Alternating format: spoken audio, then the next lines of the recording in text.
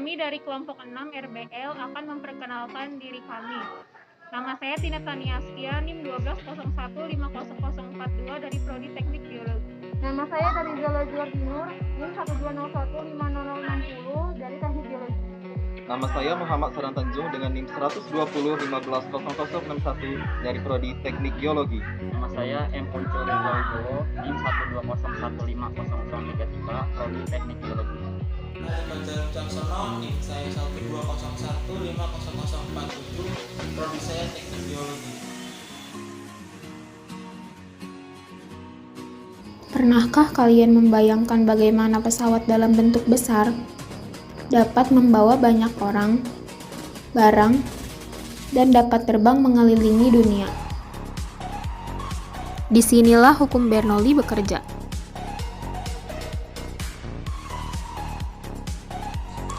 Prinsip Bernoulli adalah sebuah istilah di dalam mekanika fluida yang menyatakan bahwa pada suatu aliran fluida, peningkatan pada kecepatan fluida akan menimbulkan penurunan tekanan pada aliran tersebut. Prinsip ini sebenarnya merupakan penyederhanaan dari persamaan Bernoulli yang menyatakan bahwa jumlah energi pada suatu titik di dalam suatu aliran tertutup sama besarnya dengan jumlah energi di titik lain pada jalur aliran yang sama. Prinsip ini diambil dari nama ilmuwan Belanda Swiss bernama Daniel Bernoulli. Dalam bentuknya yang sudah disederhanakan, secara umum terdapat dua bentuk persamaan Bernoulli. Yang pertama berlaku untuk aliran tak termampatkan, incompressible flow, dan yang lain adalah untuk fluida termampatkan, compressible flow.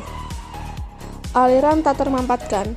Aliran tak termampatkan adalah aliran fluida yang dicirikan dengan tidak berubahnya besaran kerapatan massa atau densitas dari fluida di sepanjang aliran tersebut.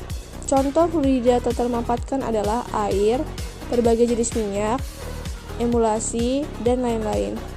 Aliran tak termampatkan dengan asumsi-asumsi sebagai berikut. Aliran bersifat lunak, steady state, tidak terdapat gesekan, and viscid. Aliran termampatkan. Aliran termampatkan adalah aliran fluida yang dicirikan dengan berubahnya besaran kerapatan massa atau densitas dari fluida sepanjang aliran tersebut. Contohnya, fluida termampatkan adalah udara, gas, alam, dan lain-lain. Penerapan hukum prinsip Bernoulli dalam pesawat terbang. Penampang sayap pesawat terbang memiliki bagian belakang yang lebih tajam dan sisi bagian atasnya lebih melengkung daripada sisi bagian bawahnya. Bentuk sayap tersebut menyebabkan kecepatan aliran udara bagian atas lebih besar daripada di bagian bawah, sehingga tekanan udara di bawah sayap lebih besar daripada di atas sayap. Hal ini menyebabkan timbulnya daya angkat pada sayap pesawat. Agar daya angkat yang ditimbulkan pada pesawat semakin besar, sayap pesawat dimiringkan sebesar sudut tertentu terhadap arah aliran udara. Perhatikanlah, A. Ketika sayap pesawat horizontal, sayap tidak mengalami gaya angkat.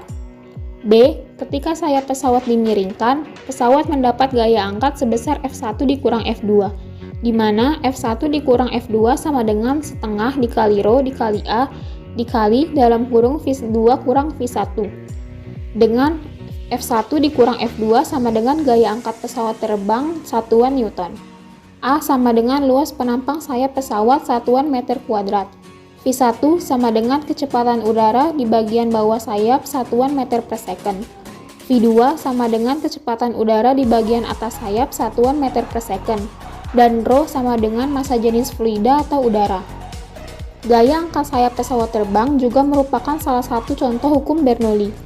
Pada dasarnya, ada 4 buah gaya yang bekerja pada sebuah pesawat terbang yang sedang mengangkasa. 1. Berat pesawat yang disebabkan oleh gaya gravitasi bumi. 2. Gaya angkat yang dihasilkan oleh kedua sayap pesawat. 3. Gaya ke depan yang disebabkan oleh mesin pesawat. 4. Gaya hambatan yang disebabkan oleh gerakan udara. Bagian sayap dirancang melengkung ke atas. Udara yang mengalir dari bawah berdesak-desakan dengan temannya yang ada di sebelah atas. Mirip seperti air yang mengalir dari pipa yang penampangnya besar ke pipa yang penampangnya sempit. Akibatnya, laju udara di sebelah atas sayap meningkat. Karena laju udara meningkat, maka tekanan udara menjadi kecil. Sebaliknya, laju aliran udara di sebelah bawah sayap lebih rendah, karena udara tidak berdesak-desakan atau tekanan udaranya lebih besar. Adanya perbedaan tekanan ini membuat sayap pesawat didorong ke atas. Karena sayapnya menempel dengan badan pesawat, maka pesawat ikut-ikutan terangkat. Itulah sedikit informasi tentang penerapan hukum Bernoulli yang digunakan pada pesawat terbang. Di sini, dalam penerapan hukum Bernoulli, kami menggunakan pengaplikasian pesawat kertas. Bahan yang kami gunakan cukup mudah, yaitu kertas HVS.